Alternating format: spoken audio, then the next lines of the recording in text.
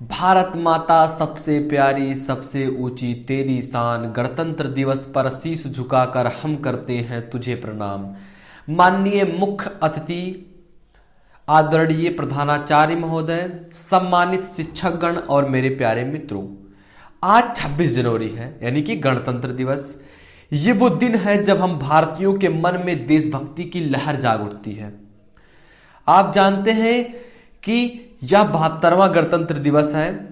तो इस 72वें गणतंत्र दिवस के शुभ अवसर पर मैं आप सभी लोगों का हार्दिक स्वागत एवं अभिनंदन करता हूं। देखिए, रिपब्लिक का अर्थ क्या होता है, गणतंत्र का अर्थ क्या होता है, तो जान लीजिए कि रिपब्लिक शब्द लैटिन भाषा के रीधन पब्लिसिया से बना है।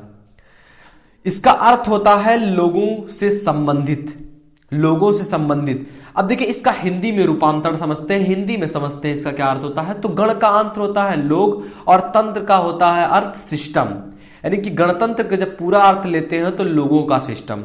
अब्राहम लिंकन ने गणतंत्र को किस रूप से माना है, किस रूप से कहा है, देख लेते हैं। देखिए, लोकतंत्र यानी डेमोक्रेसी। इन्होंने कहा है कि लोकतंत्र जनता के लिए और जनता द्वारा शासन है।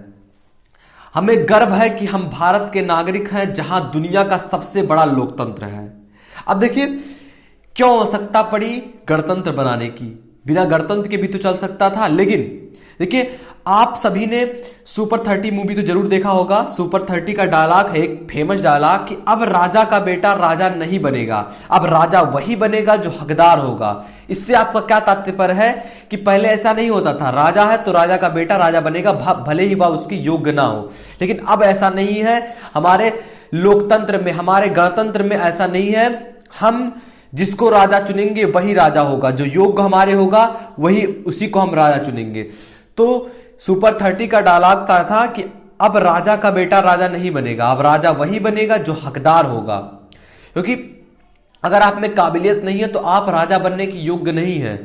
देखिए, अभी भी आपने बहुत से देशों में राजतंत्र सुना होगा कि राजतंत्र अभी भी बहुत देशों में है। तो दुनिया के ऐसे बहुत सारे देश, अरब देश हैं जहां पर क्या है, अभी भी राजतंत्र है। एक राजा, दूसरा राजा, उसका बेटा राजा, तो ऐसे बनते चले आ रहे हैं। लेकिन हमारे लोकतंत्र में क्या है कि हर 5 सालों में चुनाव होता है और जनता जिसे चुनती है वही राज करता है।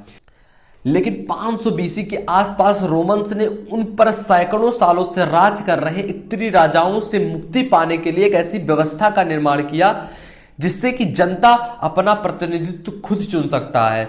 खुद चुनने का अधिकार ही आपका क्या कहलाता है, लोकतंत्र। तो 500 बीसी के आसपास या रोमन्स, जिसमें से भारत भी एक संविधान है, भारत में भी एक संविधान है जिसका हम लोग पालन करते हैं। अब देखिए, गणतंत्र के लिए संविधान की आवश्यकता क्यों पड़ी, गणतंत्र के लिए संविधान की आवश्यकता पड़ी। गणतंत्र तो वैसे ही बनाया जाता था, लेकिन नहीं, अगर रूल्स नहीं है, there are no rules there are no responsibility.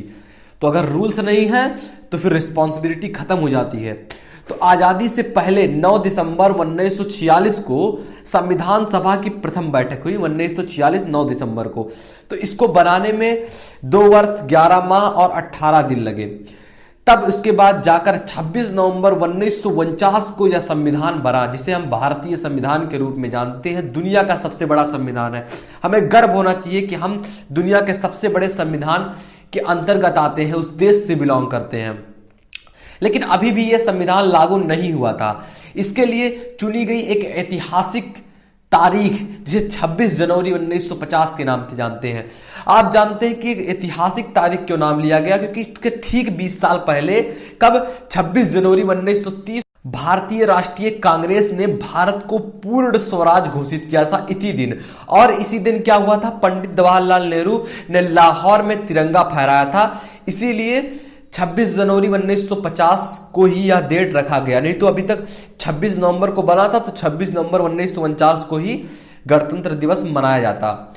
तो इसके बाद देखते हैं दुनिया के सबसे बड़े संविधान बनाने वाले बाबा भीमराव अंबेडकर और उनकी सारी टीम को मैं हृदय से नमन करता हूं, जिन्होंने भारत को इतना बड़ा संविधान दिया। सारे लोगों में तमाम लोग, तमाम स्वतंत्रता सेनानी शामिल हैं, जिनमें मंगल पांडे, लक्ष्मीबाई, सरदार भगत सिंह, नेताजी सुभाष चंद्र बोस, गांधी जी और तमाम स्वतंत्रता सेनानियों ने किसी ने अपने प्राण की आहुति दी, तो बाबा भीमराव अम्बेडकर जैसे महान पुरुष 2-2 साल लिखकर भारत का सबसे बड़ा संविधान बनाया। तो मैं उनको एक बार फिर से तहे दिल से नमन करता हूं कि गणतंत्र का समारोह, गणतंत्र किस तरीके से हमारे देश में मनाया जाता है। आप जानते होंगे कि यह एक धार्मिक त्योहार नहीं है, यह एक ऐसा त्योहार है जिसे पूरे देश के लोग आपस में मिलजुल कर मनाते हैं।